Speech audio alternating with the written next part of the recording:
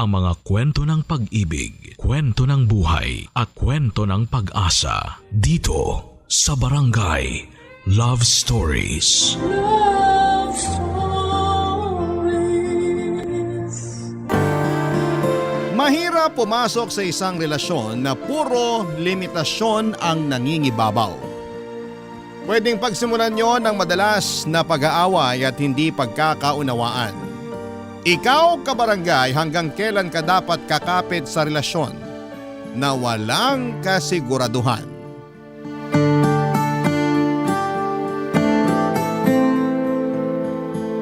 Ang sabi nila, dapat daw ay palagi tayong malaya na i-express ang pagmamahal na nararamdaman natin. Hindi dapat nabibigyan ng limitasyon ng bawat galaw pagdating sa isang relasyon. Pero paano nga kung may sitwasyon na hindi natin kayang kontrolin at kailangan na lang nating sumunod sa kung saan patungo ang relasyon na meron tayo?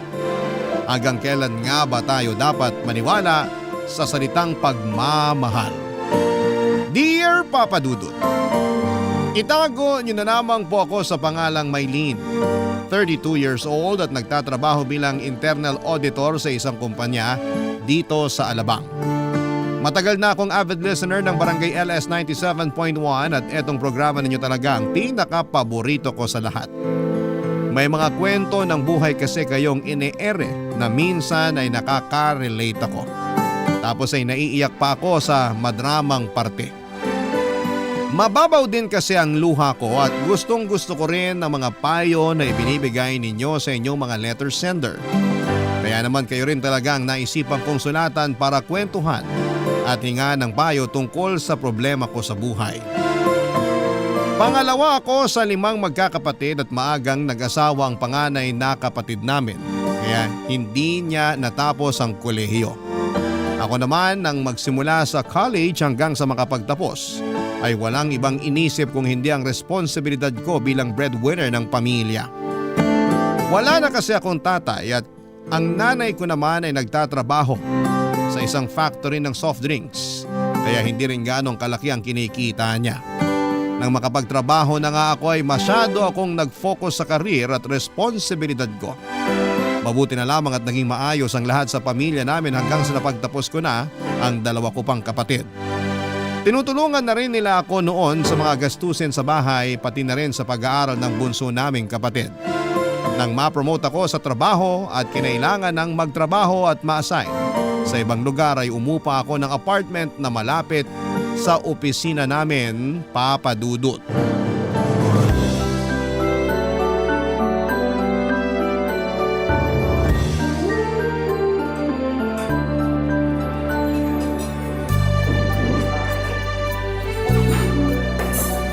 Ay, ang tagal namang iserve ng in-order kong pagkain.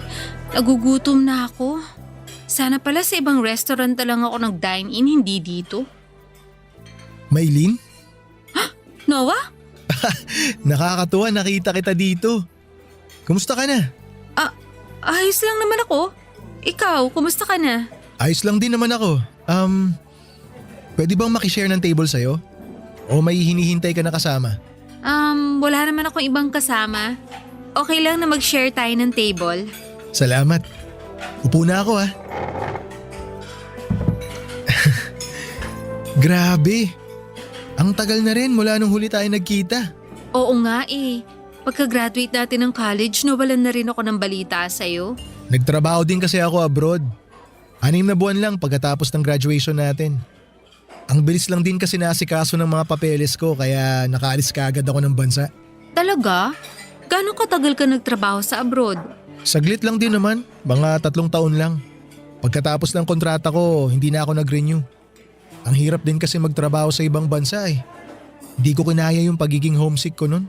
Kahit siguro ako mapapauwi na maaga pag sinubukan ko magtrabaho abroad.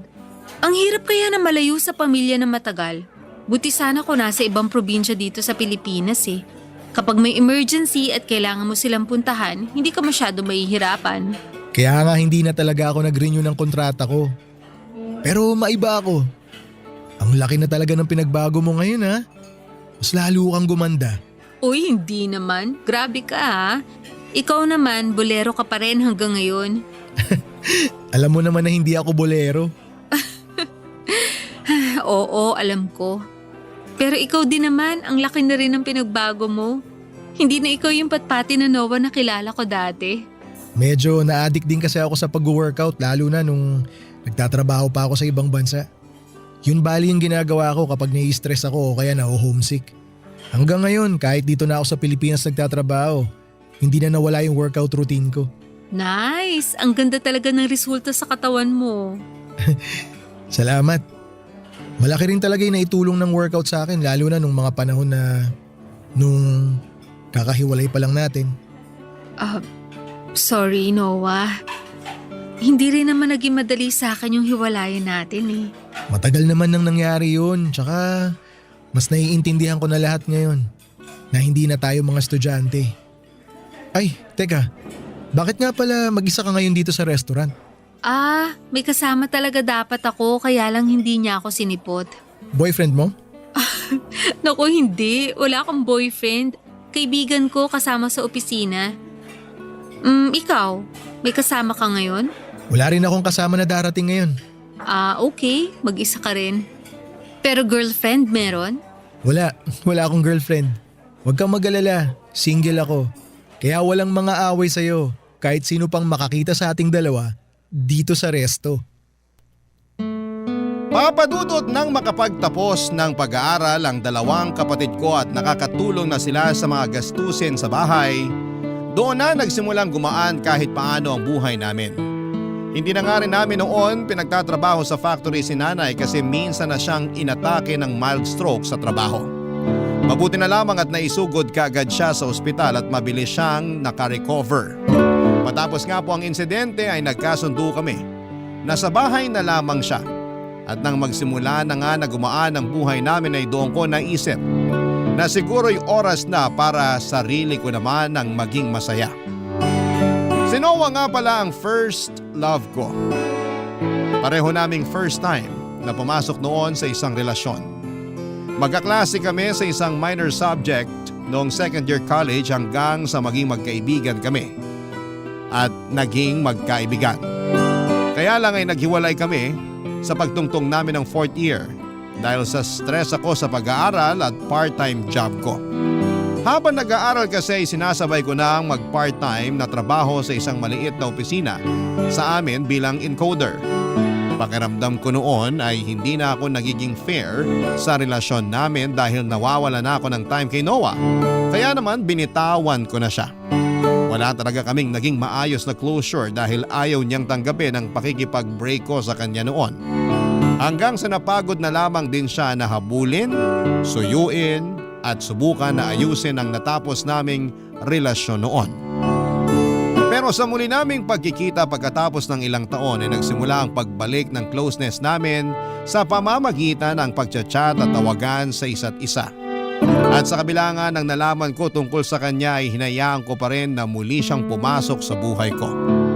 Inamin kasi sa akin ni Noah na may anak na siya at kasal siya sa nanay nito pero 2 taon na raw silang magkahiwalay. Papadudot.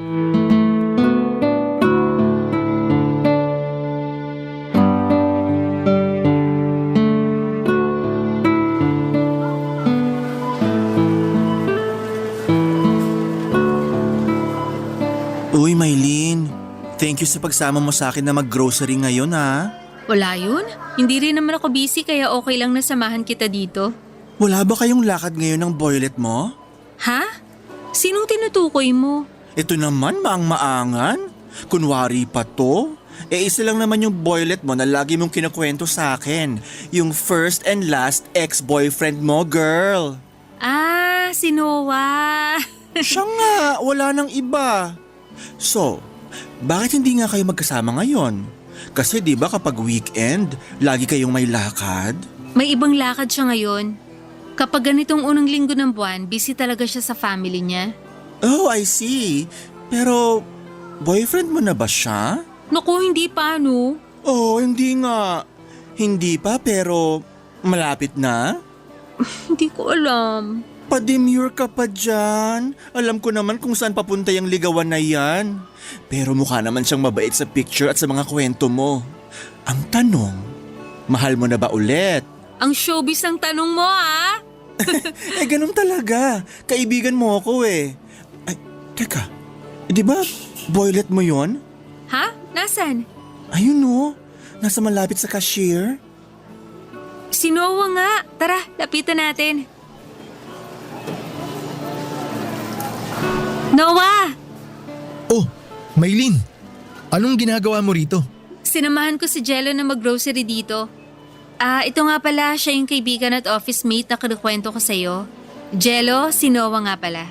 Hi Noah. Ang gwapo mo pala sa personal. Salamat. Ano palang ginagawa mo dito? Bumili lang ako ng ice cream kasi nag-request yung anak ko. Kasama niya si nanay sa parking nitong grocery. Hinihintay nila ako. Talaga? Nandyan lang sila sa parking? Oo, pauwi na rin dapat kami kaso nakalimutan naming isama tong ice cream sa mga pinamili namin kanina. Kaya ako na lang yung bumalik para bumili. Maylin, mauna na ako ha. Baka naiinip na sina Jillian tsaka si nanay sa kotse. Okay sige. Ingat kayo pa uwi. Salamat. Tawagan na lang kita mamaya. Bye. Sige Jello, alis na ako. Ingat kayo. Girl, may anak na pala boylet mo? Ay, oo. Hindi ko pala nakwento sa'yo yung tungkol doon. Pero matagal na silang hiwalay nung nanay nung bata. Hindi naman siguro sila kasal, no? Kasal. Kasal pero annulled na yung kasal, tama? Hindi. Hindi pa. Nako, ibig sabihin pala, magiging kabit ka lang ng boylet mo kapag sinagot mo siya. Uy, grabe ka. Hindi naman. Matagal naman na silang hiwalay nung babae. Nag-uusap na lang sila tungkol sa bata. Pero kasal pa rin siya, girl. Kaya real talk lang ha, magiging kabit ka pa rin niya. Bakit daw hindi pa sila nagpapaanal? Sinubukan nila kaya lang, hindi rin inapprove sa korte. Kasi wala raw sapat na dahilan para mapawalang bisa ang kasal nila. Naglabas na nga raw sila ng malaking pera nun pero nasayang lang. Kaya hindi na nila muna prioritize ang tungkol sa pagpoproseso ng annulment. Ang hirap din pala ng sitwasyon mo. Kahit maging boyfriend mo na siya, hindi mo pa masasabi na sa'yo lang talaga siya. Kasi nakatali pa rin siya sa kasal nila nung nanay ng anak niya. Kaya, sorry ha. Pero sa mata ng iba, lalo na sa mga taong nakakakilala sa kanya, magiging kabit ka lang talaga ni Noah. Papadudot ikinasal si Noah sa ex-wife niyang si Faye noong ipinagbubuntis pa lamang nito ang anak nila bago pa man siya umalis ng bansa noon para magtrabaho. Ang sabi niya 2 buwan pa lamang silang magkarelasyon nang mabuntis niya ito kaya wala na siyang nagawa nang ipakasal silang dalawa ng mga magulang nila. Pero nang bumalik si Noah sa Pilipinas at muli silang nagsama bilang mag-asawa ay 2 taon lang ang itinagal noon. Noong naramdaman nilang dapat nang tapusin ang namamagitan sa kanila. Hindi raw kasi talaga silang magkasundo kaya nagdesisyon na silang maghiwalay. Pagkatapos nga ng ilang pagchat-chat at tawagan na ginawa namin nila Noah ay nagkasundo kaming magkita o sabihin na nating mag-date. Sa unang date namin papadudot ay puro tungkol sa nakaraan ang napagkwentuhan naming dalawa. Hanggang sa napunta nga sa natapos naming relasyon. Sinabi ni Noah na hanggang sa mga oras na yon ay mahal niya pa rin ako. At ako raw ang first love niya. Humingi siya ng isa pang pagkakataon para sa aming dalawa at sinabi ko naman na handa akong ibigay yon. Pero wag muna kaming magmadali. Marami na rin ang nagbago sa aming dalawa sa muling pagtatagpo ng landas namin papadudot. Pero nang bigyan ko ng pagkakataon na muli naming makilala ang bagong version ng isa't isa, alam ko na hindi yon magiging madali para sa amin. Lalo na nga papadudot at kahit hiwalay na si Noah sa nanay ng anak niya. Nananatili pa rin siyang nakatali dito dahil hindi pa napapawalang bisa ang kasal nilang dalawa ng mga panahong yon. Papadudot. Barangay Love Stories. Barangay Love Stories. Hindi nagtagal papadudot, Tuluyan ko nang muling binigyan ng isang pagkakataon ng naputol naming relasyon ni Noah.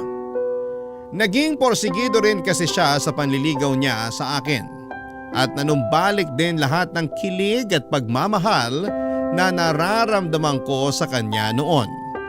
Hindi ko na ipinagdamot pa ang second chance sa aming dalawa at pakiramdam ko noon ay hindi ko yon pinagsisisihan dahil palaging pinaparamdam ni Noah sa akin ang pagmamahal niya. Ma-effort din siyang boyfriend kasi kahit magkaiba kami ng schedule at rest day sa trabaho ay gumagawa siya ng paraan para matuloy ang date naming dalawa. Pinupuntahan niya ako sa place ko o kaya ay sa opisina pagkatapos ng trabaho niya. Magkasama din kami palagi kapag off niya sa trabaho at madalas na nagmo-movie marathon lang kami sa bahay. Pagkalipas nga ng ilang buwan sa relasyon namin ay nagdesisyon kami ni Noah na magsama sa isang apartment na parehong malapit sa pinagtatrabahuhan namin, Papa Dudut.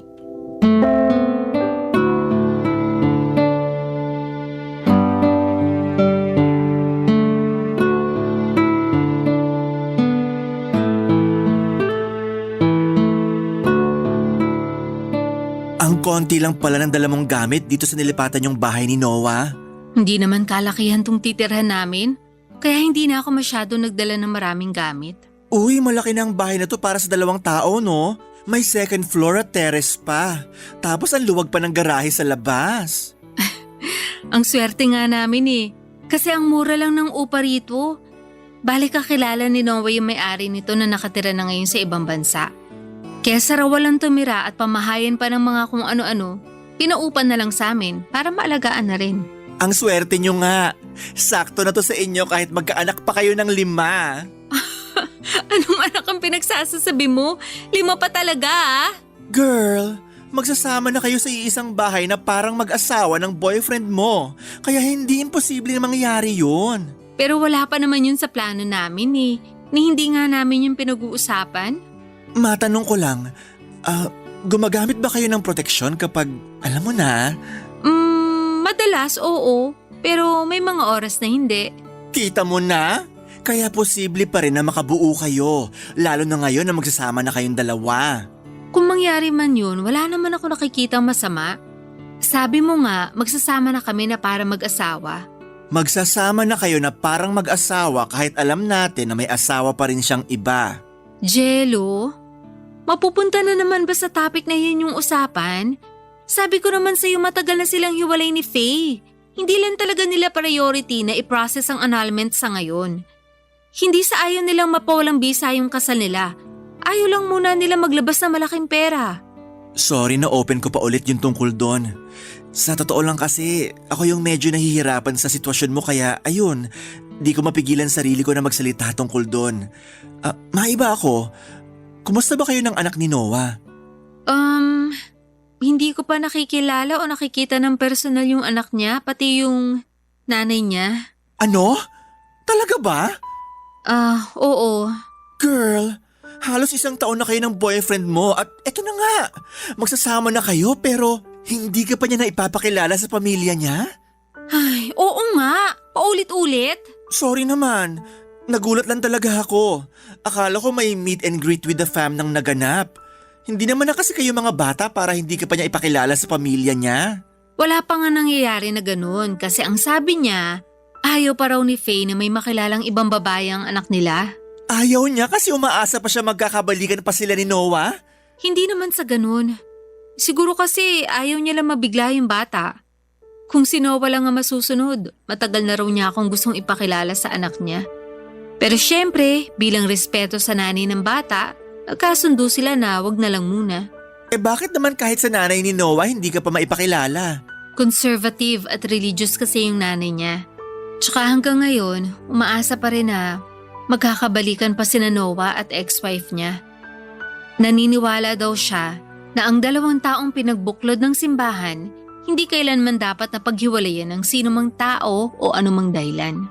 Grabe girl, ako ang nahihirapan sa sitwasyon mo. Pero alam ko naman na masaya ka at sigurado ako na mahal ka ni Noah.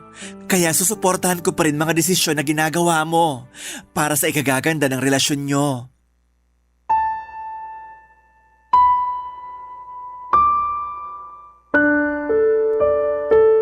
Papa Dudut, buo naman talaga ang desisyon ko noon sa pagpayag ko na magsama na kami sa isang bubong ni Noah. Alam ko kasi na doon namin mas lalong makikilala ang isa't isa, tapos ay seryoso na rin talaga ako sa relasyon naming dalawa. Nasa tamang edad na rin kami para gumawa ng ganong desisyon, kaya wala akong nakikitang kahit na anong problema. Isa pa ay malapit talaga yung kinuha naming bahay sa mga trabaho namin.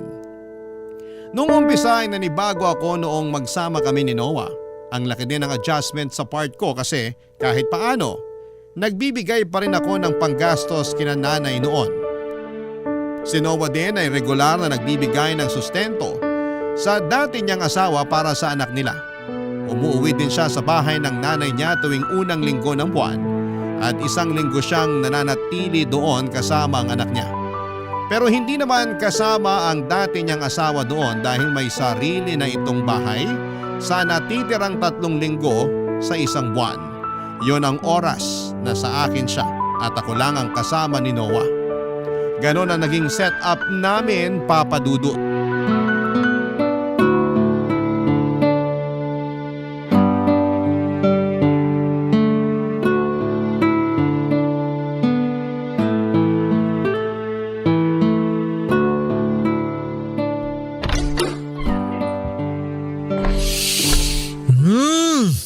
Ang bango naman ng naaamoy ko. Be, nakauwi ka na pala. Sorry kung medyo na-late ako ha. Na-traffic na naman ako. Okay lang. Friday kasi ngayon kaya traffic talaga. Mabuti na nga lang rest day ko tuwing Biyernes. Kaya hindi ko na-experience yung ganyan traffic. Naiinggit nga ako sa rest day mo eh. Friday at Saturday. Sana nga hindi na magbagong schedule ko hanggang katapusan ng taon eh. Ang hirap pa naman mag-adjust ng gising kapag biglang nagpalit. Hindi na magbabago yan. Sure ako hanggang matapos ang taon, same pa rin sked mo. Tsaka di ba sabi mo, kapag maganda ang performance mo sa trabaho, mas nauuna ka makapili ng magiging schedule ng shift mo? Oo, ganun nga ang setup sa amin. Pero may mga pagkakataon din na nauunahan ako ng ibang may mas magandang performance at attendance sa trabaho. Ah, maupo ka na pala dyan. Patapos na rin ako dito sa niluluto kong chicken and pork adobo. Sabi ko na favorite ko yung naaamoy ko eh. Masisira na naman diet ko nito. Di ba ang usapan tuwing Biyernes walang magda-diet? Ay, oo nga pala. Babawiin ko na lang sa workout ko to bukas bago ako pumasok sa trabaho. Upo na ako ah. Sige lang, Napagod ako sa pagdadrive kanina. kumuha ka na rin ng kanin mo kasi mainit-init pa yan. Yun, mapaparami talaga kain ko nito. Ready na tong adobo. Ilalagay ko na dyan sa mesa. Lalo akong nagugutom, partida ha. Amoy pa lang yan ang adobo mo. Siguraduhin mo lang na itataob mo yung kaldera natin ha. Sinarapan ko talaga tong luto ko. Salamat be ha. Buti na lang konti lang kinain ko nung lunch namin kanina. Pero be, hindi talaga ako makaget over. Amoy pa lang kasi talaga nitong niluto mo, alam kong sobrang sarap na eh. Ikaw kaya ang reyna pagdating sa chicken and pork adobo? Tuwing nagluluto kasi ako, lagi kong nilalagyan ng secret ingredient. Ano bang secret ingredient ang nilalagay mo be? 2 galon ng 100% na pagmamahal ko.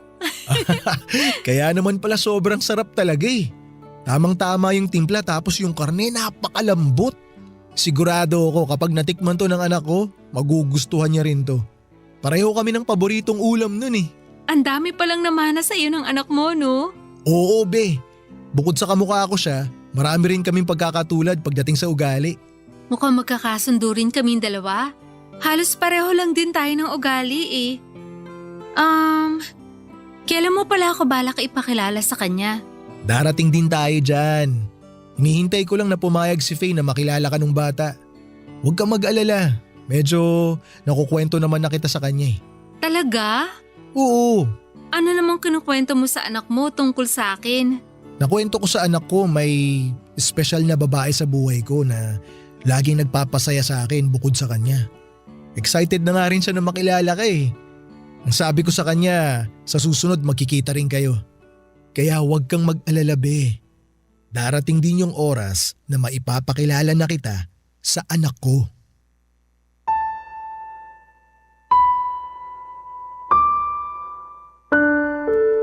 Papa Papadudot, pakiramdam ko noon ay hindi pa talaga ako tuluyang nakakapasok sa buhay ni Noah. Oo, magkasama na kami sa isang bubong at para bang mag-asawa na rin ang turingan. Pero kasi ni minsan ay hindi niya pa ako napakilala sa anak o sa nanay niya. Ang sabi pa ni Noah, ayaw pa rin ng dati niyang asawa na ipakilala ang bata sa bago niyang karelasyon. Ayaw daw nito na makakilala basta-basta ang bata ng kung sino lang na babae sa buhay niya. In-explain naman ni Noah kay Faye na hindi ako basta sino lang sa buhay niya. Pero sa huli nirespeto niya pa rin ang desisyon nito na huwag muna akong ipakilala sa anak nila bilang bagong karelasyon niya. Bukod sa anak ni Noah ay hindi ko pa rin noon nakikilala ang nanay niya. Relihiyosa at konserbatibo daw kasi ang nanay niya at malaki daw ang respeto nito sa kasal at simbahan. Para sa nanay ni Noah, sagrado ang kasal at malaking kasalanan kung tuluyang mapapasawalang bisa ang kasal nila. Ilang beses nga rin daw nitong sinubukan na pag-ayusin sina Noah at Faye pero sa huli, hindi na raw talaga sila magkasundo. Kaya pareho na silang nagdesisyon na huwag nang magkabalikan, Papadudot. Barangay Love Stories. Barangay Love Stories. Papadudot, sinubukan naman daw ni Noah at Faye noon na mag-file ng annulment para tuluyang mapawalang bisa ang kasal nila. Pero na-deny lamang yon sa korte dahil hindi raw naging sapat ang rason nila para maaprubahan ang annulment nila. Malaki rin ang nalabas nilang pera noon pero nasayang lang dahil kasal pa rin sila matapos ang lahat ng mga ginastos. Kaya naman mula noon ay hindi na muna nila pinag-usapan ang tungkol sa annulment. Mas marami rin silang dapat na i-prioritize pagdating sa mga gastusin, lalo na para sa anak nilang si Jillian. At bago rin ako nagdesisyon noon na sagutin si Noah, ilang beses kong pinag-isipan ang magiging lugar ko sa buhay niya. Bukod sa kasal pa siya sa dati niyang asawa ay wala naman akong masyadong naging problema sa kanya dahil halos lahat ng bagay ay napagkakasunduan naming dalawa. Kaya naman hindi ko na rin napansin noon na lumipas na ang mahigit na 3 taon sa relasyon naming dalawa. At sa paglipas ng panahon ay doon na ako nagsimula na maghanap sa relasyon naming dalawa. Doon ko na napansin na para bang may mali na sa setup namin ni Noah.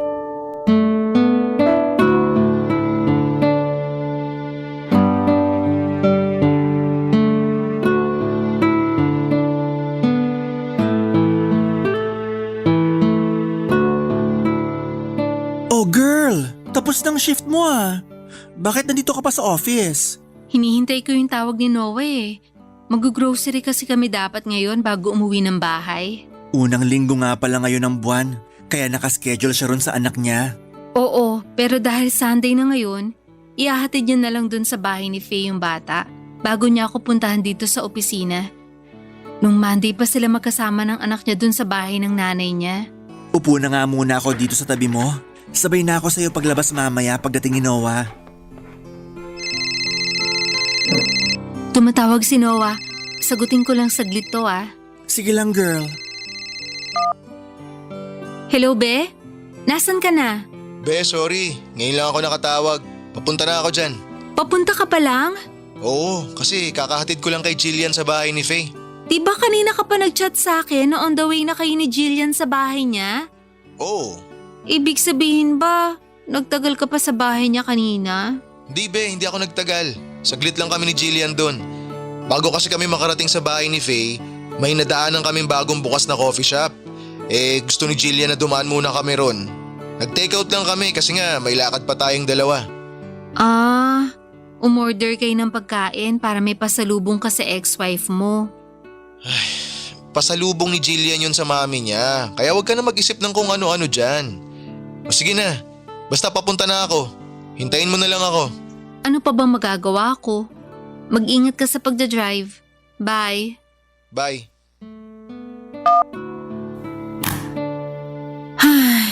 Oh, bakit parang ang lalim naman ng buntong hininga mo? Naiinip na kasi ako. Dapat kanina pa nandito si Noah eh. Pero papunta pa lang pala siya. Pero di ba nabanggit mo dati na Hindi naman masyadong malayo yung place ng ex-wife niya dito sa opisina natin. Oo nga. Kaya lang may usapan kami kung anong oras niya ako dapat susunduin dito sa opisina eh. Kasama niya kasi yung anak niya, kaya wala kang magagawa doon. Alam mo, Jello, wala namang problema sa akin kung anak niya lang ang kasama niya. Doon ako naiinis sa part na parang may bonding moment pa sila ng ex-wife niya. Well, hindi mo na maaalis yan kasi nanay siya ng anak ni Noah. Pero ako na yung current girlfriend. Kaya dapat limited na lang ang bonding nilang dalawa. Dapat nga wala na silang bonding at all. Dapat nga hindi na rin siya bumili ng pasalubong para kay Faye. Binilhan niya ng pasulubong ex-wife niya? Hindi direktang binilhan ng pasalubong pero dumaan daw sila ng anak niya sa bagong bukas sa coffee shop kanina. Gusto raw kasing bumili ng bata ng pasalubong para sa mami niya.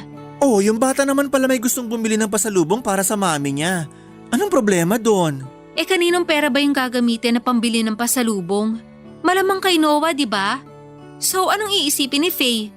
Kay Noah galing ang pasalubong at hindi sa anak nila. Teka nga. Akala ko ba malinaw na doon sa ex-wife niya na hindi na sila magkakabalikan ni Noah at nag-uusap na lang sila para sa bata. Ikaw pa nga yung paulit-ulit na nagsabi sa akin noon dati, di ba? Oo. Oh, bakit ngayon ikaw yung nagbibigay ng mali siya sa ginagawa nilang co-parenting sa anak nila? Ay, ewan ko. Ang hirap pala talaga ng ganitong sitwasyon. Mas mahirap ngayon na magkasama na kami ni Noah sa iisang bahay. Kasi kahit para mag-asawa na kami, hindi ko pa rin maramdaman na akin siya na 100%. Parang kailangan na palagi ako may kahati sa oras niya.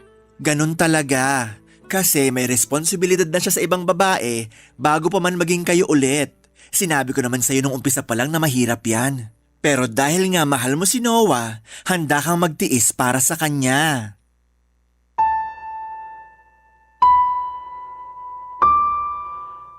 Papadudot aaminin ko na kahit 3 taon na kami ni Noah noon at ilang taon na rin silang hiwalay ng dati niyang asawa ay nagsiselos pa rin ako ng mga panahon na yon. Lalo na kapag nandoon ang boyfriend ko sa bahay ng nanay niya kasama ang anak niya. Nung umpisa ng pagsasama namin ay medyo nag-overthink pa ako na baka matagal silang magkasama sa bahay ni Faye. Si Noah kasi ang susundo sa anak niya mula sa bahay nito para sabay na sila ng bata na umuwi sa bahay ng nanay ni Noah. Lahat yon ay inoorasan ko talaga para malaman kung gaano katagal siyang nagstay sa bahay ng dati niyang asawa. Noong umpisa dahil nagsiselos talaga ako kapag tapos na ang 1 linggo ay uuwi siya sa bahay na malamig ang pakikitungo ko sa kanya. Ang hirap kasing itago at kimkimin ang selos hanggang sa namamanhid na lamang ako at makasanayan namin ang ganong setup ng relasyon naming dalawa ni Noah.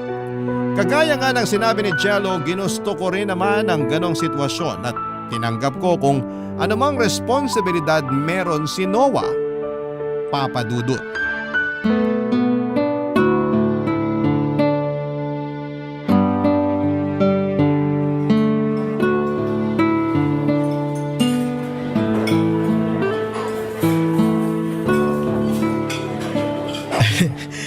Happy 4th anniversary ulit, be. Happy 4th anniversary. Thank you sa pagdala mo sa akin dito sa restaurant na to ah. Na-enjoy mo ba yung mga pagkain? Sobra. Lalo na yung steak kanina. Grabe, dito lang ako nakatikim ng ganung kasarap na luto ng steak. Sabi ko naman sa'yo magugustuhan mo dito eh. Alam na alam mo talaga kung anong pagkain ang gusto ko. Siyempre naman. College pa lang magkakilala na tayo. Kaya alam ko na rin halos lahat ng tungkol sa'yo. Hindi ka naman nagbago eh. Wala naman talagang halos nagbago sa akin eh. Kasama na yung pagmamahal ko sa'yo mula nung college tayo hanggang ngayon. Kaya nga nagpapasalamat ako na binigyan mo ng pangalawang pagkakataon tong relasyon natin. Naramdaman ko kasi na mahal pa rin kita kahit ilang taon na yung lumipas mula nung maghiwalay tayo. Kaya hindi ko na sinayang yung pagkakataon na madugtungan ng kwento nating dalawa. Thank you talaga, Bea. At gaya nga ng pangako ko sa'yo noon, hinding-hindi ko sasayangin tong pagkakataon na binigay mo sa akin. Jillian, huwag kang tumakbo! Daddy! Sabi na nga ba ikaw yan eh? Jillian, anong ginagawa mo dito? Kasama ko po si Mami. Jillian, sabi ko na sa'yo na huwag kang tumakbo, di ba? Ayaw niya po kasing maniwala na si Daddy talaga yung nakita ko kaya lumapit na po ako. Baka lang kasi madapa ka, kaya kita pinipigilang tumakbo. Ay, Noah, pasensya na. Hindi ko na napigilan si Jillian na lumapit sa inyo. Ayos lang. Ano palang ginagawa nyo dito? May minita kong client na gustong kumuha ng kondo para sa fiancé niya. Sinama ko si Jillian kasi nakabakasyon yung yaya niya. Ah, ganun ba? Daddy, sino po siya? Siya si Maylene. Girl, Kaibigan ng daddy mo yung kasama niya ngayon. Di ba, Noah? ha? Oo. Jillian, this is your Tita Maylene. Friend ko. Hi po, Tita Maylene. Hello, Jillian. Mas cute ka pala sa personal. Personal? Bakit po? Nakita niyo na po ba ako sa picture? Oo, marami na ako nakita ng mga cute na picture mo sa cellphone ng daddy mo. Jillian, kailangan na nating umuwi. Baka matraffic pa tayo. Kiss ka na kay daddy. Daddy, uwi na raw po kami ni Mami. Pakis po ako sa inyo bago po kami umalis. Sige anak, kiss ka na kay daddy. Bye-bye, Daddy. Bye, Tita Maylene. Bye anak. Bye, Jillian. Sige, Noah. Mauna na kaming umalis ni Jillian. Mag-ingat kayo pa uwi. Salamat. Tara na, Jillian. Sige po, Mami. Bye po ulit, Daddy. Kaibigan? Kaibigan talaga? Pasensya ka na. Alam mo naman na may usapan kami ni Faye na wag mo nang ipaalam sa bata yung tungkol sa'yo eh. Oo, alam ko. Nakakainis lang kasi na hindi mo na nga ako pinakilala sa anak mo bilang girlfriend mo, hindi mo rin ako pinakilala sa ex-wife mo. Sana pinakilala mo rin ako sa kanya na as a friend. Kilala mo naman si Faye sa mga kwento ko sa'yo, di ba? Naipakita ko na rin sa'yo mga picture niya. Kilala ka na rin niya. Ilang beses na kitang nakwento sa kanya. Pero iba pa rin yung pinakilala mo kami sa isa't isa. Para akong hangin lang dito sa harapan nyo kanina. Ni hindi ako sinulya pa ng ex-wife mo. Be, ganun lang talaga si Faye. Hindi siya palakibo sa ibang tao. Pero hindi ako ibang tao lang sa buhay mo, Noah. At dapat alam yun ng ex-wife mo. Be, pasensya ka na talaga. Ano pa ba magagawa ko kung hindi pa ulit-ulit na magpasensya? Alam mo, sa totoo lang, nakakapagod na. Papadudot minsan talaga. Kahit gaano mo kamahal ang isang tao, darating ka sa point na makakaramdam ka ng matinding pagod. Lalo na kung alam mong ikaw yung mas nag-a-adjust o nag-e-effort. Alam ko naman na ginawa ni Noah ang lahat para mapunan niya ang pagkukulang niya sa akin bilang boyfriend ko. Ayun nga lang ay hindi ko na mababago ang sitwasyon na meron na siyang malaking responsibilidad sa ibang babae kahit sabihin na anak niya lang naman ang responsibilidad niya. May mga oras na hindi ko pa rin maiwasan na magselos sa tuwing magkakaroon sila ng maikling oras para magkita o magkasama. Oo, anak na lang naman nila ang namamagitan sa kanila pero malalim ang pinagsamahan nila. Kaya may selos at takot pa rin akong nararamdaman. Nagkaayos din naman kami pagkatapos ng pagtatalo na yon sa resto noong 4th anniversary dinner namin. At kahit paano ay naramdaman ko ang lalong paglalambing sa akin ni Noah. Siguro kasi alam niya na hindi rin talaga madali ang sitwasyon ko. Imagine 3 taon na kaming magkarelasyon pero hindi ko pa nakikilala ang nanay niya o ang anak niya. May parte sa sarili ko na parang hindi pa talaga ako parte ng buhay niya. Para bang nakasabit lamang ako. At minsan ay nasasaktan ako kapag may ibang tao na nagsasabi sa akin na kabit lang ako ni Noah. Kasi nga hanggang sa mga oras na ito ay may bisa pa rin ang kasal nila. Ilang beses lang naming pinag-usapan ang tungkol sa annulment nila at nauwi yon sa pagtatalo. Ang dating kasi ay pinipilit ko siyang asikasuhin ang annulment pero dahil nga sa malaking gastos ay hindi niya priority na gawin ang bagay na yon kaya naiinis ako. Ito talaga ang dahilan kung bakit po ako sumulat sa Barangay Love Stories dahil nahihirapan na ako sa relasyon naming dalawa. Kagaya nga ng nabanggit ko kanina ay hindi ko pa rin maalis sa sarili ko ang magselos at matakot na baka muling magkaayos si Noah at ang dati niyang asawa. Dahil ang alam ko ay single pa rin si Faye hanggang sa ngayon. Natatakot po ako na mapunta sa walang relasyon namin na sobrang iniingatan at pinaglalaban ko. Pero dapat pa nga ba akong kumapit o dapat ko nang bitawan ang lalaki na pakiramdam ko ay wala naman akong balak na pakasalan kahit na kailan. Ngayon pa lamang Papa Dudut ay nagpapasalamat na ako sa payong maibibigay ninyo sa akin at ng ating mga kabarangay. Hanggang dito na lamang din po ang sulat ko. Ang inyong forever kapuso at kabarangay, Mylene. Barangay Love Stories. Barangay Love Stories. Nalilito pa rin sa life ang ating kabarangay. Ano kaya ang maipapayo mo sa kanya? Ibahagi mo yan sa ating comment section para mabasa rin niya. Nagustuhan ng iyong napakinggan? Ituloy yan via live stream sa www.gmanetwork.com/radio. Barangay LS 97.1 Forever. Ang mga kwento ng pag-ibig, kwento ng buhay at kwento ng pag-asa dito sa Barangay Love Stories. Love Stories. Minsan nahahanap natin ang pamilya sa ibang tao. Sa hindi naman natin kaano-ano. Madalas pa nga ay kung sino pa yung mga hindi mo kadugo ay sila pa ang mabuti sa iyo. Ikaw, kabarangay, naranasan mo na bang ituring na pamilya ang mga taong hindi kasama sa inyong pamilya? Dear Papa Dudut, ako po si Aliana, kahilera na ang mga nasa 30. At dahil nape-pressure na ako sa mga tao sa paligid ko sa kakatanong kung kailan ba ako magkakajowa, humanap na ako para matahimik na sila. Bukod sa pressure, parang feeling ko ay ready na rin po naman akong magkaroon ng karelasyon. 2 taon na rin akong nabakante. Na-trauma kasi ako sa huling nakarelasyon ko. Kaya naman sinumpa ko na ang lahat ng mga lalaki. Hanggang sa bigla kong na-miss yung feeling na merong minamahal. At sa paghahanap ko ay natagpuan ko siya sa Facebook, Papa Dudut. Ako mismo ang nag-add sa kanya. Cute kasi niya sa profile picture niya. Darren nga pala ang pangalan niya. Mas matanda siya ng 5 years sa akin. Chinat ko na nga rin siya kaagad matapos ko siyang i-stalk.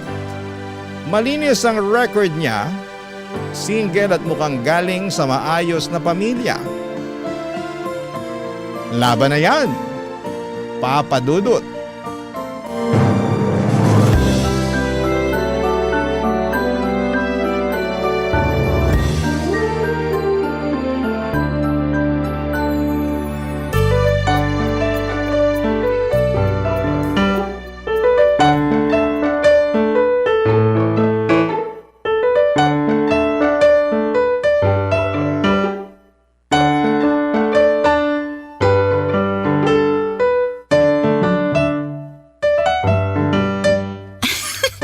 Bagay ko ba talaga yung bangs ko? Oo nga.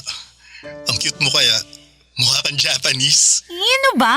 Mukha nga akong chihuahua eh. Uy, pa-humble pa siya oh. Para namang hindi niya alam na cute siya. O sige na po, naniniwala na ako. Ikaw talaga, ang lakas mong mangbola. Hindi, tinuruan lang ako ng magulang ko na magsabi palagi ng totoo. Uy, Darren, tawag ako mamaya. Mukhang nandyan na si mama at papa eh. Uy, tatawag ka ah. Promise mo yan? Oo nga. Ang clingy mo naman. Ewan ko ba? Hindi naman ako ganito nun. Ikaw kasi. Nakipag-video call ka lang. Nahulog na tuloy ako. Kainis to. O siya, bye na. Nako. Akala mo siguro hindi ka namin naririnig ng papa mo, ha? Nasa kabilang barangay pa lang kami, rinig na namin yung hagik-hik mo. Oh, ma, pa. Bakit kasi ang aga niyong umuwi? Di ba ang sabi niyo gagabihin kayo? Umuwi na kami ng maaga kasi nakatunog kami na makikipagharutan ka sa lalaki. Tama naman ang hinala ko. Aba. Iba talaga ang ningning ng mga mata kapag may kaharutan, no, sweetheart? Sweetheart, dapat ba akong kabahan? Mukhang kailangan ko nang ikandado yung pinto para hindi makalabas tong si Aliana. Parang hindi naman pinto ang dapat ikandado kasi mukhang sa cellphone niya nagaganap ang lahat. Nakakainis kayo. Alam nyo, tanong kayo ng tanong sa akin kung kailan ko kayo bibigyan ng apo. Tapos ngayong meron ng alay, saka naman kayo ganyan. Binibiro ka lang naman namin. At dapat kilatisi mo pa rin yan, maliwanag? Huwag masyadong magpadala sa kilig. Unahin ang utak. Bakit hindi po ba kayo kinilig sa isa't isa noon? Kinilabutan nga ako sa papa mo nung una ko siyang makita eh. Mukha mo. Masakit yung sinabi mo ha. Pero syempre, nawala rin yung kilabot nung mas nakilala na kita ng maayos. Nakakakilig ka rin naman pala. Kaya ikaw, Aliana, hindi ka namin pinagbabawalang makipag-boyfriend. Pero kilatisin mong mabuti, ha? Huwag kang bibigay sa mga matatamis na salita ng mga lalaking yan. Masarap kiligin, pero parusa kapag nagkamali. Tumango na lamang ako sa paalala ni na mama at papa sa akin, Papa Dudut. Siyempre andun yung takot na baka magkamali ako ng desisyon sa pag-ibig. Kakikilala ko pa lamang kay Darren ng araw na yon. Wala pa akong makitang mali sa kanya. Siyempre, papakitaan muna niya ako ng mga magaganda. Lahat naman tayo ay ginagawa yon, hindi ba? Kahit naman ako, hindi ko kaagad ilalabas ang barahan ng mga kapintasan ko. Napaisip tuloy ako, may pupuntahan kaya ang pagkakamabutihan namin ni Darren. Hanggang sa binaliwala ko ang doubt sa utak ko. Wala namang masamang mag-enjoy. Tatandaan ko na lang ang sinabi ng mga magulang ko na kumalma lamang at mag-ingat.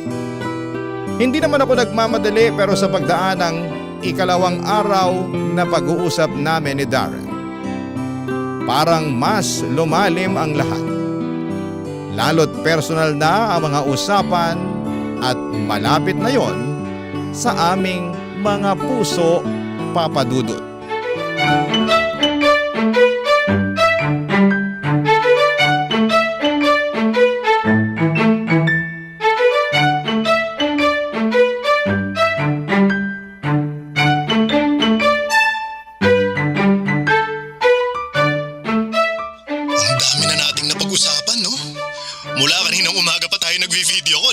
Oo nga eh. Sumuko na nga tong power bank ko. Ako nga, hindi na umalis sa saksakan. Alam mo, ang saya lang na makausap ka. Kung saan-saan kasi napupuntang usapan natin eh. Oo nga mula sa paboritong ulam hanggang sa pinakaayaw na sahog sa chop suey. At pinakaayaw na kulay ng medyas. Paano sinong tao ang makakapag-isip na pag-usapan ng kulay ng medyas, di ba? Ano pa kaya ang next natin pag-uusapan? Parang kilala na natin masyado ang isa't isa eh.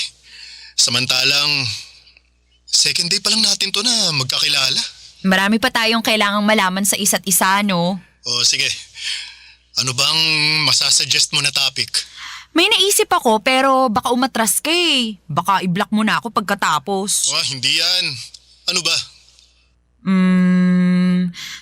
Tungkol sa mga ex? Nako, kayo talagang mga babae. Ang hilig pag-usapan ng nakaraan. Laging gustong topic yung mga ex. At kayong mga lalaki, panay ang iwas sa usapang ex. Kaya nakakaduda kayo eh. Feeling namin lagi kayong may tinatago. Mga babae talaga. Tamang hinala palagi. Hindi talaga kayo aamin ng mali, no? At hindi naman kayo magpapatalo. Sige. Pag-usapan na natin ang mga ex na yan para tapos na. Sure ka? Baka naman masama ang loob mo, ha? Hindi naman. Naka-move on na ako dun sa ex ko. Ako rin naman, no? Naka-move on na. Kaya nga heto at hinaharot ka na. Same. Hindi ko natatanungin kung sino ang ex mo para hindi ako matuksong istalk after nating mag-usap. Pero, sino yung pinaka-tumatak, pinaka-minahal at pinakamasakit na nakarelasyon mo? Yung huli lang. Nagkahiwalay kami 3 years ago. 7 taon kaming magkarelasyon noon. Unang karelasyon na sineryoso ko. Pero sa huli, yun. Iniwan din ako. Bigla akong kinabahan sa 7 years, ha? Ano namang laban ko dun? May laban ka doon, basta loyal ka lang. Niloko ako noon eh. Kaya X na agad yung 7 years namin. Alam mo bang nabuntis siya noon? Akala ko sa akin. Yun pala sa ibang lalaki. Inamin niya lang sa akin nung nakunan siya. Pero tinanggap ko pa rin siya. Kaso hindi talaga siya makontento kaya naghanap ulit ng iba. Nabuntis ulit. Pero yun, hindi ko na binalikan pa. Huling balita ko, hindi rin sila nagkatuluyan nung nakabuntis sa kanya. Single mom ang laban niya ngayon. Ang saklap naman pala. Oo nga eh, oh. Ikaw naman. Yung akin, 2 years ago lang nung nagkahiwalay kami. 2 years lang din kami. Pero yun ang pinakaminahal ko sa lahat. Teka, parang ako naman yata ang kinabahan ngayon ah. Eh, yun naman pala yung pinakaminahal mo sa lahat. Ano pang laban ko dun, di ba? Malakas ang laban mo doon kasi wala namang kwentang taong yun. Ako lang yung habol ng habol sa kanya. Sobrang nonchalant. Gusto siya lang ang nakikinabang sa relasyon namin. Hindi siya nagbibigay. Ako bang gumagastos sa lahat samantalang mas malaki naman ang kita niya sa akin? O buti, nakipaghiwalay ka na sa kanya. Siya pa nga tong nakipaghiwalay sa akin eh. Kasi sabi niya nalulunod na raw siya sa pagmamahal ko sa kanya. Hindi raw niya yun masusuklian. Eh, tanga pala siya eh. Kung ako sa kanya, magbabaon na lang ako ng salbabida para hindi ako malunod sa pagmamahal mo. Parang tanga to. Pinag-usapan pa namin ang ibang mga naging ex namin, Papa Dudut. Mula sa mga masasayang moment na kasama sila hanggang sa gumuho na ang lahat. Pinagtawanan na lang namin ang mga katangahan namin sa pag-ibig noon. At kung ano ang mga natutunan namin sa proseso. Lumalim na ng lumalim ang usapan.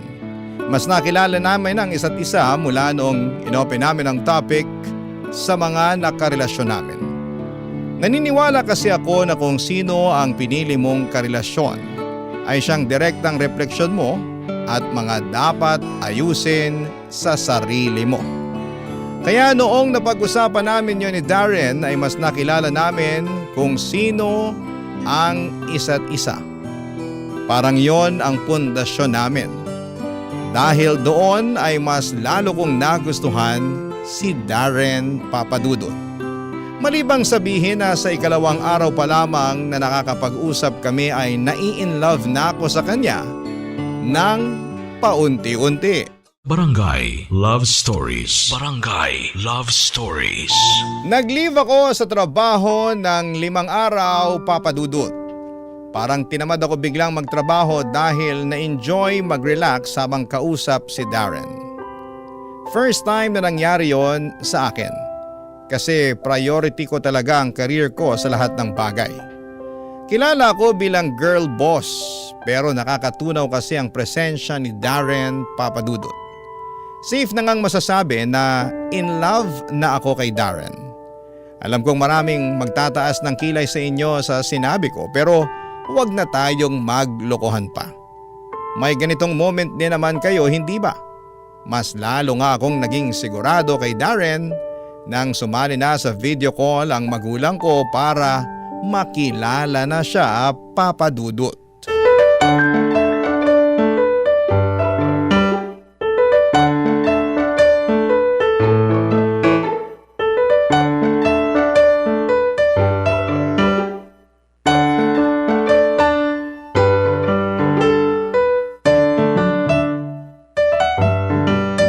Maayos ba ang buhok ko, sweetheart?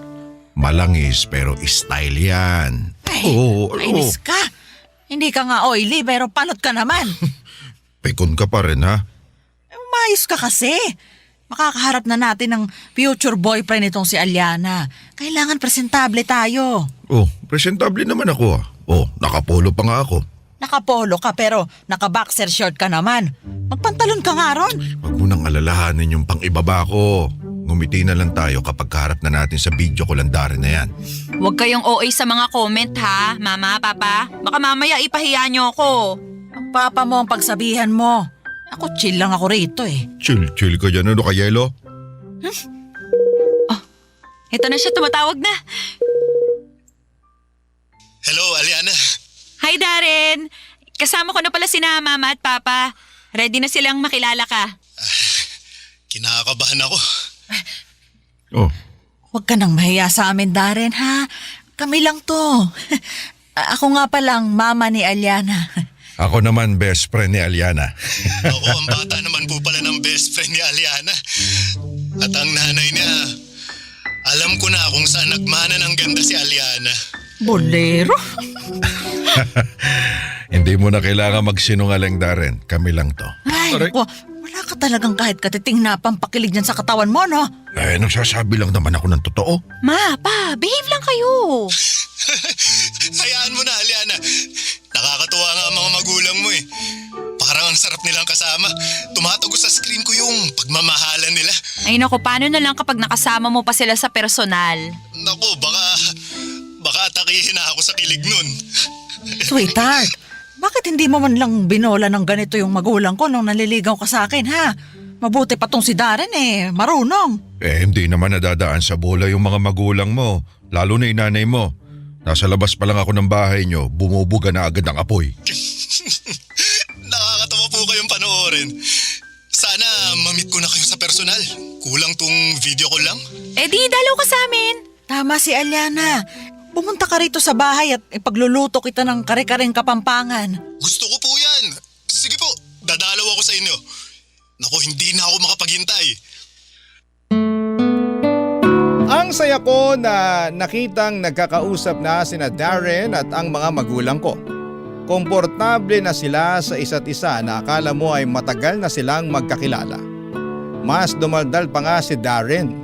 Hindi ko na rin siya halos nakausap kasi sina Mama at Papa na ang kaharap niya. Nagkape na lamang ako at pinakinggan ang mga usapan nila, Papa Dudut. At habang pinagmamasdan sila na magkakausap ay hindi ko maiwasang mangarap na balang araw magkakasama na kami sa bahay namin. Magkakasalo sa kare-kare. Magkatabi kaming dalawa na nakikinig lang sa mga kwento ni na Mama at Papa o kaya naman ay nakikinig sa radyo sa inyo, Papa Dudut. Di bale, sabi ko sa sarili ko, mangyayari din yon balang araw kapag pinagkaloob.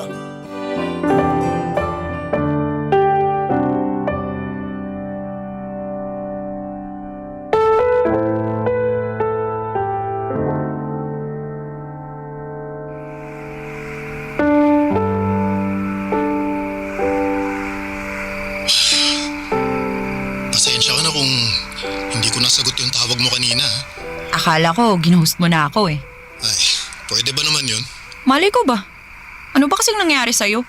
Bakit hindi mo sinasagot ang tawag ko? Online ka naman kanina. Mahabang kwento. Marami pa namang oras. Wala naman ako ibang gagawin. Pwede ko bang malaman? Hindi ko alam eh. Nakakainis. Baka madamay lang din yung mood mo. Eh kaysa naman mag-overthink ako rito, di ba? Mas gusto kong malaman na. Hinintay kita magdamag. Kailangan ko ng rason mo. Okay. Sige. Kausap ko kasi yung ex ko. Yung 7 years? Oo. Huwag mong sabihing nagkabalikan kayo. Ha? No way! Hindi na ako babalik dun. Eh bakit kayo nag-usap pa? Wala naman kayong negosyong dalawa. Walang anak, hindi naman kasal. Walang dahilan para mag-usap pa kayo ulit. Teka, mukhang nagseselos ka dyan ah. Eh kasi naman. Siyempre 7 years kayong nagsama. Pero nabura lahat yun dahil niloko niya ako. Kaya walang dahilan para magselos at mapraning ha? Kahit anong mangyari, hindi na ako tanga para bumalik dun. Kung wala na talaga, edi sige. Ikwento mo sa akin. Huwag kang magsisinungaling. Ayokong maitatago kang detalye. Sabihin mo sa akin lahat para pagkatiwalaan kita sa mga susunod. Ito na nga, oo. Tumawag kanina. Ayoko sanang sagutin kasi ayoko na siyang makaharap eh. Ayoko na talaga ng connection pa sa kanya. Kaso nung di ko sinasagot, ginulo naman niya yung mga kaibigan ko at pamilya. Pinapasuyo na kausapin daw ako para sagutin ko yung tawag niya. At sinagot mo na nga ang tawag niya. Oo wala naman akong choice eh. Kung hindi ko sasagutin, hindi niya titigilan yung mga malalapit sa akin. So eto na nga. Gusto niyang makipagbalikan sa akin. Ano? Ang kapal naman ng mukha niya. At bakit pa siya? Kalma lang, Aliana. Kasi naman. Anong sagot mo? Syempre, diretsahan kong sinabi na ayoko. Gusto lang naman niya akong balikan kasi nahihirapan na siya sa pagiging single mom niya. Natanggal siya sa trabaho. Hindi naman nagsusustento yung nakabuntis sa kanya. Umaasa lang siya sa magulang niya ngayon. Inamin naman niya to sa akin. Kaya nga raw siya nagsisisi na sinira niya ang relasyon namin. Kaya gusto niyang bumalik para itama ang lahat. Ano ko, tanga? Mabuti na lang at tumanggi ka. Nakahinga ako ng maluwag doon Sabi ko naman sa'yo, hindi mo na kailangan mangamba. Saka sinabi ko na rin sa kanya na meron na akong ibang babae na nagugustuhan. Uy, kiligin ka naman dyan. Oo, ito na nga. Nagsisimula na nga Kaya Aliana, huwag nang mapraning ha. Hindi na ako babalik sa kahit na sinong ex ko. Kahit meron pa kaming unfinished business. Hindi na ako lilingon kasi nasa harapan ko na ang gusto ko. Kuhang-kuha niya ako sa mga salita niya, Papa Dudut. Alam kong hindi dapat maniwala sa salita lamang. Pero ramdam ko kasing sincero siya, kaharap ko siya at nakikita ko yon sa kanyang mga mata. Tinatag na nga rin niya ako sa mga kung ano-anong post sa Facebook. Nagko-comment na rin siya sa mga post ko. Hindi siya katulad ng ibang lalaki na nagtatago sa social media ng babaeng nakakausap nila. Kaya alam kong seryoso siya sa akin. Yon ang ika-4 na araw na nagkausap kaming dalawa, Papa Dudut. At sa ika-4 na araw na yon ay para lang makampante na ako ay inaya na ako ng date ni Darren. Inaya na niya akong lumabas. Gusto na niyang magkaharap kami dahil hindi na raw siya makapaghintay pa. Pumayag ako kaagad, Papa Dudut. Walang kasing saya at sa wakas ay makikita ko na sa personal ang lalaking muling nagpatibok ng aking puso, Papa Dudut. Barangay Love Stories. Barangay Love Stories. Ika-5 araw ng pagkakilala namin ni Darren. Yun din ang araw na magkikita kaming dalawa, Papa Dudut. Noong umaga ay nakapag-usap kami para sa additional na plano. Kakain kami sa isang resto na sikat sa mga vlogger. Si Darren ang nagsuggest noon, Papa Dudut. Dadalhin daw niya ang motor niya para makapag-rides din kami sa Antipolo. Magkakape kami sa isa sa mga tagong view decks doon. Kilig na kilig ako sa mga plano niya. First time kasi na lalaki ang nagplano ng date. Yung mga ex ko kasi ako raw ang bahala na. Walang initiative. Ayoko ng ganon. Mabuti na lang at hindi gumaya si Darren sa style ng mga ex ko. Mas lalo tuloy akong nagkagusto sa kanya, Papa Dudut. Pagkatapos ng tawag namin ay sinimulan ko nang maghanap ng isusuot at nagpatulong ako sa mga magulang ko.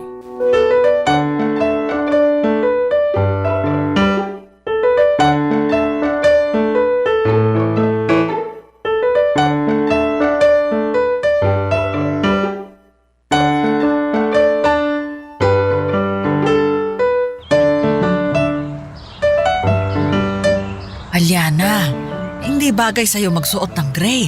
Mukha kang pupunta sa lamay. Tsaka ang putla mo riyan. May dugo ka pa ba? Thank you sa support ha. Best parents talaga kayo, no? Parang mas bagay mo tong pula. Masyadong maiksi yan. Baka hindi makapag-focus sa usapan nila si Darren. Tama ang papa mo. Sunugin mo nga itong pulang dress na to. Huwag mo na itong susuot ha. Oo talaga? Itong violet na dress. Pwede naman yan kung gusto mong magmukhang talong na naglalakad. Alam niyo, minsan iniisip ko talaga kung mahal niyo ako. Shush! Pinapatawa ka lang namin. Oo nga. Ikaw naman kasi, pansin sa mukha mo ang kaba. Mas maganda kung confident kang haharap sa kanya. Kasi gusto ng mga lalaki yung babaeng kayang dalhin ang sarili nila. Kaya kahit anong isuot mo, basta nadadala mo sa confidence mo, palong-palo na yan. Tama ang papa mo.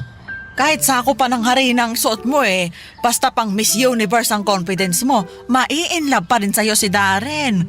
So, pwede ko nang isuot tong pulang dress? Siyempre hindi. Masyadong maiksi yan. Magsuot ka ng bestida lagpas tuhod. Akala ko ba? Ay, labo niyo kausap! Protective lang kami sa'yo, anak. Hindi porket pinapayagan ka naming makipag-date papayagan ka na rin naming masilipan ng Darren na yan. First date nyo pa lang to. Dapat wala mo na siyang makita. Saka huwag ka masyado magpahid ng makeup ha. Mas gusto namin makita yung natural na ganda ng isang babae. Noted pa. Ay, grabe ka pressure. Magsusuot na nga lang ako ng bulaklaking dress. Bahala na. O sige na po, lumabas na kayo ng kwarto ko para makapag-prepare na ako. O sige. Pero, wag isusuko ang Batangas, ha? Batangas? Sweetheart, bataan yun. Bataan. Ay,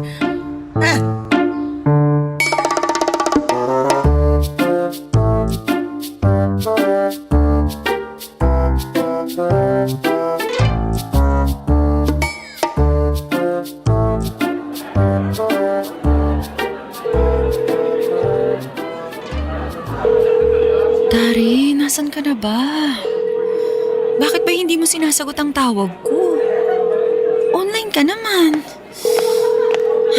Hello, ma'am. Ay, ready na po ba kayong umorder? Pwede ko na po bang dalhin yung menu? Pwedeng mamaya na. Wala pa kasi yung kasama ko mukhang na-traffic. Sure po, ma'am. Pero remind ko lang din po kayo malapit na kaming mag-last call sa orders. Okay, sige lang. Parating na rin yung kasama ko. Saglit lang ha. Sure po, ma'am. Sige po.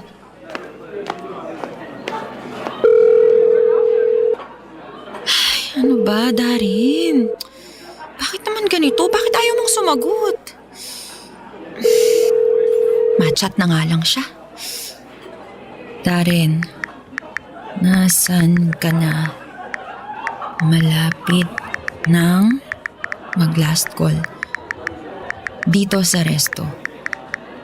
Kung malilate ka, i-chat mo na lang sa akin yung order mo.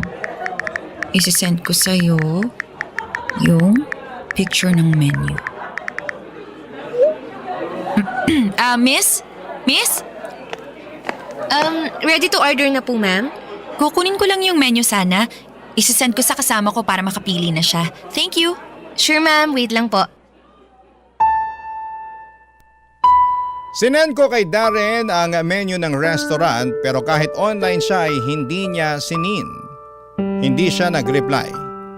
Ilang beses ko siyang tinawagan pero wala pa ring sagot, Papa Dudut. Nanginginig na ako sa takot.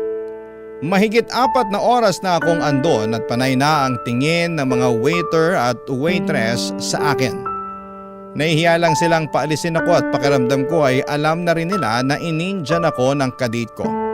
Kaya naman napa-order na lamang ako ng pagkain ko. Lumapit na rin kasi ulit ang waitress sa akin para ipaalala na last call na. Halos hindi ko malunok ang kinakain ko dahil sa sama ng loob. Alam kong hindi na darating si Darren at hindi ko napigilang umiyak. Kahit pinagtitinginan na ako ng mga tao, wala na akong pakialam. Hindi ko na inubos ang pagkain ko. Umalis na ako. Umuwi na ako ng bahay, panayang check ko sa cellphone ko habang bumabiyahe ako. Umaasa pa rin ako na baka mag-reply si Darren at humingi ng sorry. Tatanggapin ko naman yun Pero nakarating na ako sa bahay ay wala pa rin akong natanggap na mensahe mula sa kanya, Papa Dudut.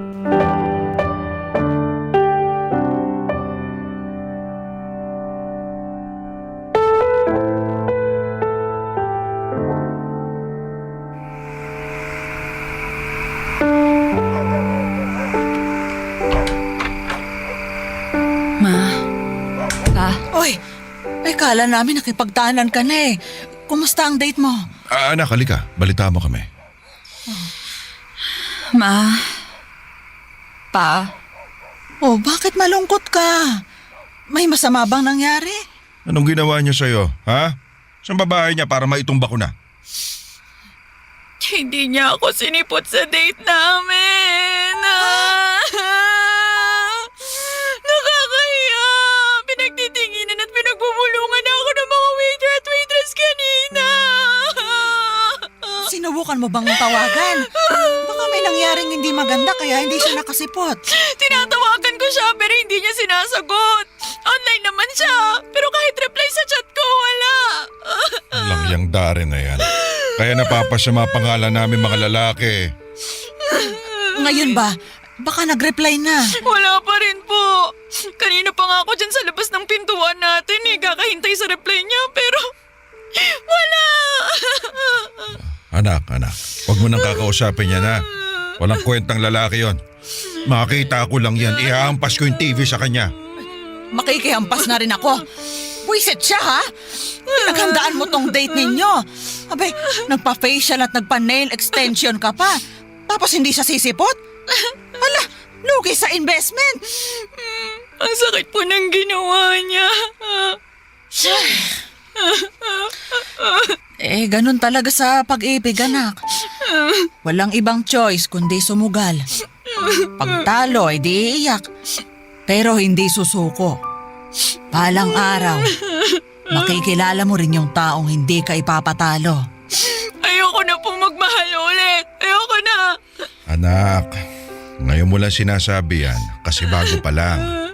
Pero matatawa ka na lang sa sarili mo balang araw kapag nakaharap mo na yung the one para sa'yo. Tama ang papa mo. Mahihiya ka na lang na iniyakan mo yung lalaki na hindi ka naman sinipot. Matatawa ka na lang kung bakit mo iniyakan niyang walang kwentang Darren na yan. 5 araw lang naman kayong magkakilala. Sige po. Pasok lang po muna ako sa kwarto. Gusto ko na pong matulog, napagod ako. Anak, mahihirapan ka makatulog niyan. Gusto mo samahan mo na lang kami ng mama mong manood ng balita.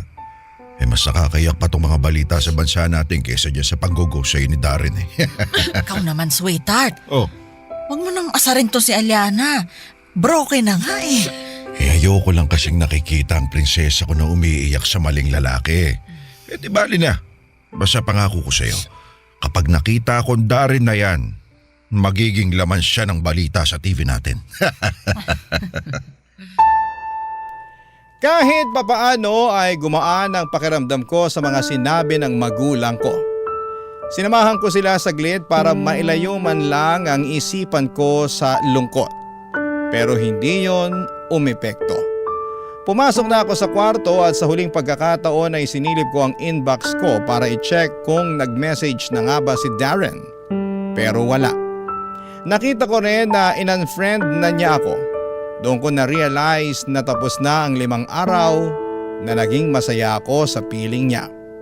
Sa ngayon, halos 3 buwan na mula nang naputol ang koneksyon namin ni Darren. Pero hindi ko maintindihan ang sarili ko kung bakit inaabangan ko pa rin na mag-chat siya sa akin. Inaabangan ko pa rin ang paliwanag niya kung bakit bigla na lamang siyang nawala. Ano bang kasalanan ko? Bakit hindi na siya ulit nagparamdam? Mga katanungan na malabo nang mabigyan ng kasagutan. Pero hihingi lang sana ako ng payo sa inyo, mga kabarangay. Minsan din ba naging ganito kayo? Umasa at naging dinulo sa saglit na saya na bigay ng ibang tao. Maraming salamat po, ang inyong kapuso at kabarangay forever, Aliana. Nalilito pa rin sa live ang ating kabarangay. Ano kaya ang maipapayo mo sa kanya? Ibahagi mo yan sa ating comment section para mabasa rin niya.